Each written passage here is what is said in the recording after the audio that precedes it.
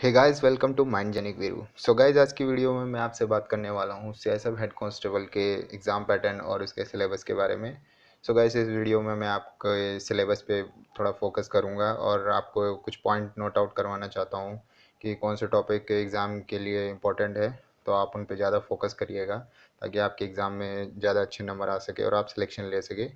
So guys, video को start होने से पहले लाइक कर दीजिए और चैनल पे अगर नए हो तो इसे सब्सक्राइब कर दीजिएगा। तो चलिए वीडियो को स्टार्ट करते हैं। सो गाइस, जैसा कि मैंने कहा था, सीएसएफ हेड कांस्टेबल के सिलेबस और एग्ज़ाम पैटर्न के बारे में मैं आपसे इस वीडियो में बात करूंगा।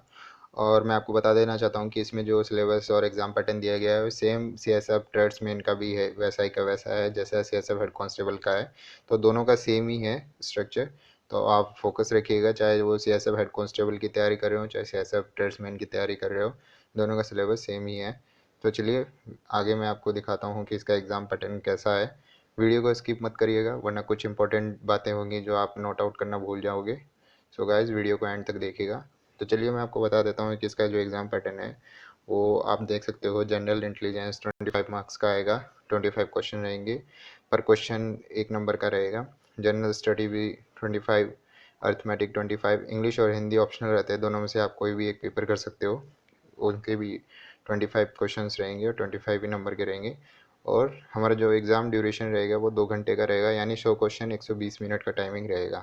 तो चलिए गाइज, हम अब सिलेबस की तरफ बढ़ते हैं। सो गाइज, आप देख सकते हैं कि पहले नंबर पे जो टॉपिक है वो है जनरल इंटेलिजेंस, और इसमें कुल 12-13 टॉपिक्स है जो दोनों ही सीएसएफ हेड कांस्टेबल और ट्रेड्समैन दोनों में पूछे जाते हैं।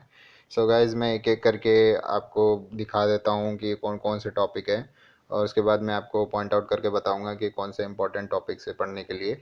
सो गाइज, इसमें जो पहला है वो है सिमिलरिटीज़ एंड डिफरेंसेस, दूसरा है प्रॉब्लम सॉल्विंग, तीसरा जजमेंट है, फिर visual memory, relationship concept, arithmetic number series, analogies, space visualisation, analysis, decision making, discriminating observation, verbal and figure classification, non verbal series. So guys, एक एक करके मैं आपको बता देता हूँ कि कौन सा इंपॉर्टेंट टॉपिक है जिस पे आपको ज़्यादा फोकस करने की ज़रूरत है। सो गाइज, हमारा जो पहला टॉपिक है वो है सिमिलरिटीज़ एंड डिफरेंस। हाँ गाइज, सिमिलरिटी एंड डिफरेंसेस में है ना, बहुत बार हम फंस जाते हैं एग्ज़ाम के समय में। सो गाइज, ये बहुत ही इंपॉर्टेंट टॉपिक है एग्ज़ाम के लिहाजे से। सो गाइज, इसे आप नोट डाउन कर लीजिएगा। और गाइज, हम आगे बढ़ते हैं। हमारा जो दूसरा टॉपिक है वो है अर्थमेटिक नंबर सीरीज़। जी हाँ, नंबर सीरीज़ के कुछ क्वेश्चन ऐसे आते हैं जो हमें एकदम बिल्कुल फंसा के रख देते हैं कि भाई है ना, कैसे सॉल्व होगा ये। सो गाइज, हमारा जो दूसरा टॉपिक है वो अर्थमेटिक नंबर सीरीज़ है। सो इसको भी गाइज ध्यान से देखिएगा। रिलेशनशिप कॉन्सेप्ट आप जानते हो, ब्लड रिलेशन वगैरह के जो क्वेश्चंस आते हैं इजी रहते हैं, ज़्यादा हार्ड नहीं रहते हैं, बट इसको भी आप देख लीजिएगा। हमारा जो तीसरे नंबर पे है वो है एनालॉजीज़।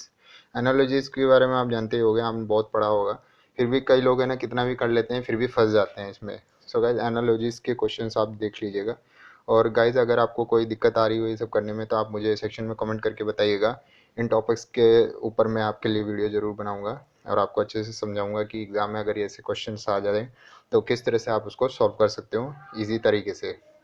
सो गाइज, लास्ट के 2 टॉपिक और बचे हैं, वो भी हम देख लेते हैं कौन से हैं वो। तो हमारा जो सेकंड लास्ट टॉपिक है वो है verbal and figure classification, and जो लास्ट टॉपिक है वो है नॉन वर्बल सीरीज़, जो कि लास्ट में दोनों दे रखा है, आप देख सकते हैं। तो ये दोनों भी बहुत ही इंपॉर्टेंट है एग्ज़ाम के लिए, तो इन पे भी आप थोड़ा ज़्यादा फोकस करिएगा। और बाकी के जो टॉपिक है जनरल इंटेलिजेंस के वो ठीक है, मतलब आप इतने हार्ड नहीं है, आप उनको कर सकते हो। बट अगर आपको फिर भी उनमें से किसी आपको टॉपिक पे अगर दिक्कत आ रही है तो आप सेक्शन में कमेंट कर दीजिएगा। उस टॉपिक से रिलेटेड मैं आपको वीडियो बना के ज़रूर समझाऊंगा कि आप कितने ईजी तरीके से उसको सॉल्व कर सकते हैं। सो गाइज, हमारा जो अगला सिलेबस का टॉपिक है वो है जनरल स्टडीज़। और जनरल स्टडीज़ आप जानते ही हो, जीके हो गए, करंट अफेयर, जीएस वगैरह। आप साइंस, फिजिक्स, केमिस्ट्री, बायो, इसमें मतलब हर चीज़ पूछी जाती है आपको जीएस के अंदर। कुछ भी पूछ सकते हैं, हिस्ट्री, ज्योग्राफी हो गया, पॉलिटिकल साइंस हो गई, वाटर रिसोर्सेज वगैरह। आप टॉपिक देख सकते हैं, यहाँ पे बहुत सारे टॉपिक दिए गए हैं। और इसमें जो टॉपिक्स इंपॉर्टेंट की बात करें तो इम्पोर्टेंट इसमें सारे ही टॉपिक्स इंपॉर्टेंट होते हैं, बट हाँ, कुछ एक आध टॉपिक होते हैं जिनमें से आपको ज़्यादा ध्यान देने की ज़रूरत है। जैसे कि हिस्ट्री है तो हिस्ट्री में आप जैसे मॉडर्न हिस्ट्री पे आप ज़्यादा ध्यान दे सकते हो, ठीक है। और पॉलिटिकल साइंस, इसमें धाराएं वगैरह जो होती हैं उन पे आप थोड़ा ज़्यादा फोकस कर सकते हो, या राष्ट्रपति हो गए, प्रधानमंत्री हो गए, तो इनसे रिलेटेड थोड़ा सा सवाल आने की ज़्यादा चांसेस रहते हैं। और या फिर पॉलिटिक्स में आप देख सकते हो कि अभी करंट में क्या चल रहा है, लास्ट 6 मंथ में करंट में क्या हुआ है वो आप देख सकते हो, तो उनसे भी क्वेश्चन पूछे जाते हैं इनके अंदर। और फिर हम बात करते हैं आगे history and culture of India. जी हाँ, history and culture of India के भी जो कुछ एक आध क्वेश्चंस आते हैं कि जो हमारे इंडिया का जो कल्चर है, जैसे कि उस राज्य का, किसी राज्य का जैसे डांस कौन सा है, वहाँ के वेशभूषा कैसी है, भाषा कौन सी है, तो इस टाइप के भी क्वेश्चंस हमसे पूछ लिए जाते हैं। और गाइज अगर साइंस की बात करें तो साइंस में थोड़ा बायो पे ज़्यादा फोकस रहता है बजाय फिजिक्स केमिस्ट्री के, तो आप बायो थोड़ा ज़्यादा फोकस में रखिएगा। फिजिक्स केमिस्ट्री भी रखनी है बट बायो का थोड़ा ज़्यादा रहेगा। सो गाइज बाकी अगर बात करें करंट अफेयर की, तो लास्ट 6 मंथ का करंट अफेयर आपके लिए सफिशिएंट है। नवंबर 2019 से आप स्टार्ट कर सकते हैं, नवंबर 2019 से लेके और अभी तक जब भी एग्ज़ाम होगा तब तक के आप करंट अफेयर पढ़ सकते हैं, तो उनमें से आपको इम्पोर्टेंट मिल जाएगा। सो गाइज अगर हम आगे टॉपिक जो देखते हैं वो है अर्थमेटिक का सिलेबस है। तो अर्थमेटिक यानी मैथमेटिक्स, मैथमेटिक्स में भी आपको पता है सभी इंपॉर्टेंट टॉपिक होते हैं, बट कुछ एक टॉपिक इसमें है जिस पे आपको ज़्यादा फोकस करने की ज़रूरत है। बाकी के टॉपिक इतने हार्ड नहीं होते हैं, वो आप इजीली की तरीके से कर सकते हो अगर थोड़ा सा उनको फोकस किया जाए। तो सो गाइज हमारे जो पहला जो इम्पोर्टेंट टॉपिक है वो आपको मैं बता देता हूँ, वो है परसेंटेज। परसेंटेज जो होता है बहुत ही इंपॉर्टेंट होता है टॉपिक के लिहाज से। अगर आपको परसेंटेज अच्छी तरीके से आता है तो आप परसेंटेज से रिलेटेड 4-5 चैप्टर ऐसे होते हैं जो आप इजीली सॉल्व कर सकते हो। सो आपको परसेंटेज पे थोड़ा ज़्यादा फोकस करना पड़ेगा। सेकंड जो हमारा है वो है डाटा इंटरप्रिटेशन। डीआई के क्वेश्चंस कुछ एक आध ऐसे आते हैं जहाँ पे हमें टाइम लग जाता है उस क्वेश्चंस को सॉल्व करने में, और थोड़ा कभी कभी हार्ड लेवल का भी डीआई दे देते हैं जो हमें टाइम बहुत ही ज़्यादा खर्च करता है हमारा, और इस वजह से हमारे कुछ क्वेश्चंस उसके चक्कर में रह जाते हैं। तो इसको भी आप थोड़े अच्छे से सॉल्व करने की कोशिश करिएगा, डीआई के भी क्वेश्चंस पूछ लिए जाते हैं।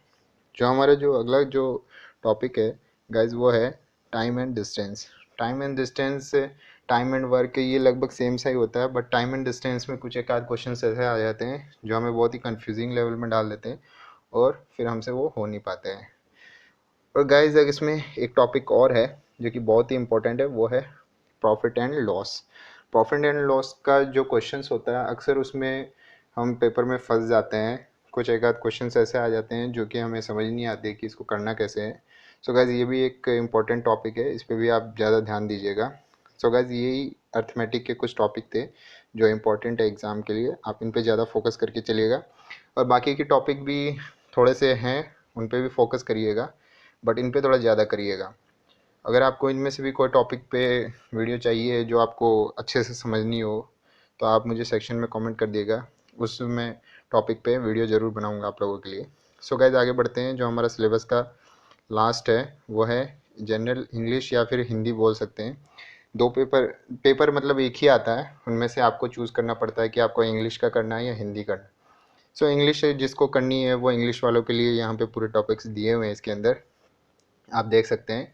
Spelling test, sentence arrangement, error correction, transformation, passage completion, preposition, sentence improvement, spotting error, antonyms, homonyms, synonyms, word formation, direct and indirect speech, active and passive voice, para completion, idioms and phrase, substitution, joining sentence, theme detection, topic rearrangement of passage, error correction, fill in the blanks and sentence completion.